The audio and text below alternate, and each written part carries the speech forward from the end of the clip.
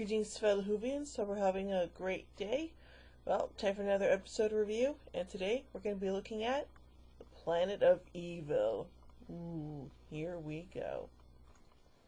The TARDIS picks up a distress call, and the Doctor and Sarah arrive on the planet Zeta Minor. There they discover that a Morristoran geological expedition has fallen prey to an unseen killer, and only the leader, Professor Sorensen, remains alive. A military mission from Morristra has also arrived to investigate.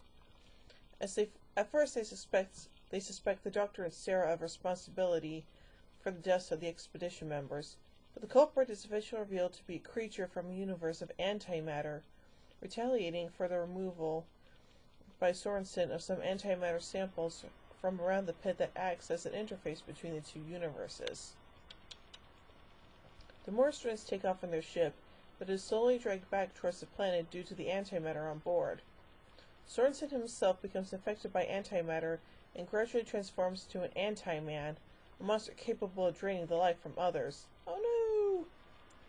The Morristran commander, the increasingly unhinged Salamar, attacks Sorensen with a radiation source, but this only causes him to produce multiple antimatter versions of Sorensen, which soon overrun the ship.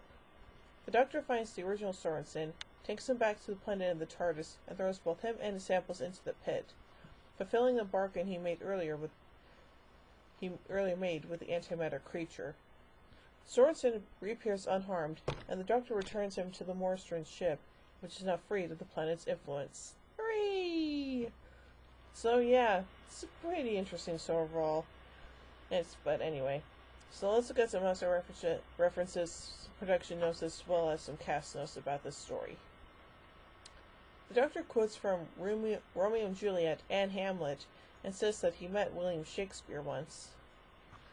The plot was deliberately conceived by Philip Hinchcliffe, Robert Holmes, and Louis Marks as a mixture of the film Forbidden Planet and the novella The Strange Case of Dr. Jekyll and Mr. Hyde. In addition, Marks had been reading Science magazine articles about antimatter and decided to write a story incorporating the subject. Hinchcliffe, in the first season in which he could commission new material, planned to move away from the rubber-suited alien theme, which he felt was cliched. For this story, he proposed having three separate monstrous elements: Sorensen's transformation, the antimatter monster, and finally the planet itself, claimed by Sorensen in episode 1 to be the conscience of his group's motives. Despite the jungle setting of the serial, the shoot was entirely studio-bound, and designer Roger Murray Leach built an intricately detailed jungle set. The BBC was so impressed with it that they kept photographs of it for several years as an example of excellent set design, and producer Philip Hinchcliffe recommended that he be nominated for an award for his work. Nice!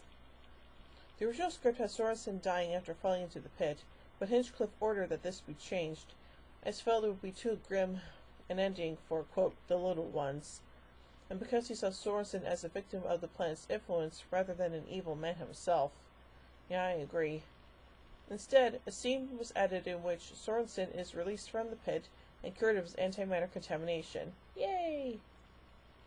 The most visible reference to Forbidden Planet is the antimatter monster, played by Mike Lee Lane, which is sometimes invisible and otherwise is seen as red outlines.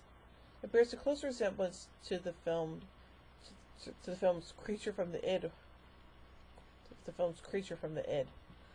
The monster is invisible in the film sections of the serial, where a wind machine was used to show its progress, and its outlines in the video sections, created with color separation overlay. The ship main cabin was reused for the Fourth Doctor story Robots of Death.